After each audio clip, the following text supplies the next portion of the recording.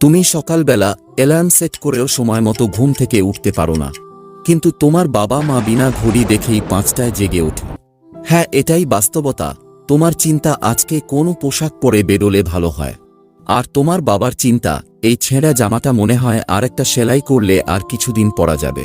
বাড়ি থেকে তোমায় মাঝে মধ্যে বাজারে পাঠালে 500 টাকাও কম পড়ে যায় তোমার, কিন্তু তোমার বাবা 250তেই মোটামুটি বাজার নিয়ে আসে। তোমার স্কুল কলেজের ফিস বাবদ খরচে যা লাগবে তার থেকেও অধিক চেয়ে অন্য কিছুতে খরচে করে ফেলো। বাড়িতে এর খবর জানেও না, আর জানলেও একটু বকে চোখে হয়তো আবার ঠিক হয়ে যাবে।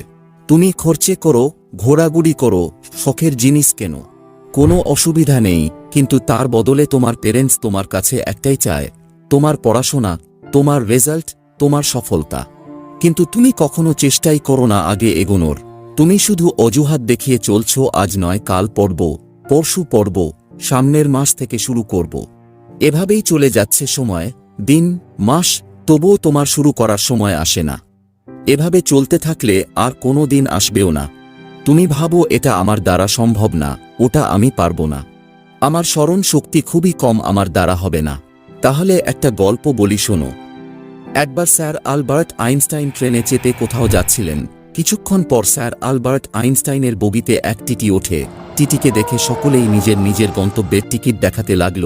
এটা দেখে স্যার আলবার্ট আইনস্টাইনও নিজের টিকিটটা খুঁজছেন টিটিকে দেখাবে বলে, কিন্তু তিনি অনেক খোঁজাখুঁজির পরও টিকিটটা পেলেন না।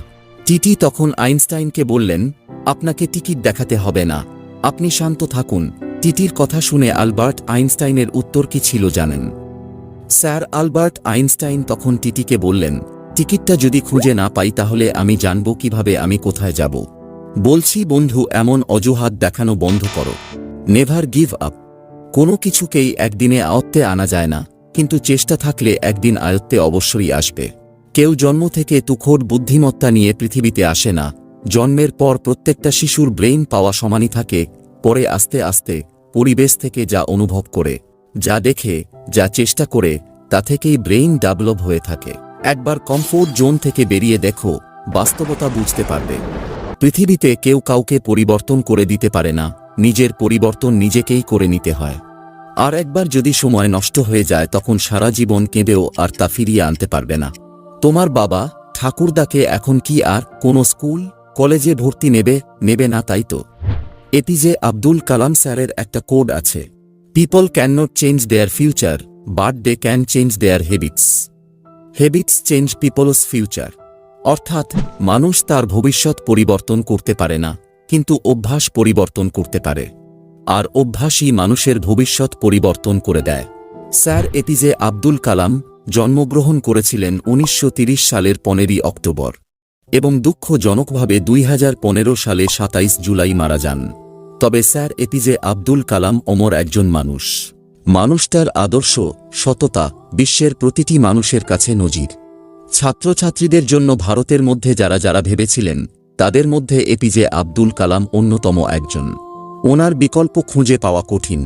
প্রতিটি ছাত্রছাত্রীদের ছোটবেলায় এপিজে আব্দুল কালামের জীবনী পড়া উচিত, কারণ এপিজে আব্দুল কালাম সাধারণ পরিবার থেকে কিভাবে অসাধারণ হয়েছিলেন তা অনুপ্রেরণা দেবে সকলকে। এপিজে আব্দুল কালাম স্যারের জীবনী দেখতে চাইলে আই বটমে ক্লিক করে দেখে নেবেন। কালাম স্যারও কিন্তু পড়াশোনায় তেমন তুখোড় ছিলেন না, কিন্তু ওনার চেষ্টায় আজ বিশ্বের বুকে তিনি এক আইডল। ধন্যবাদ।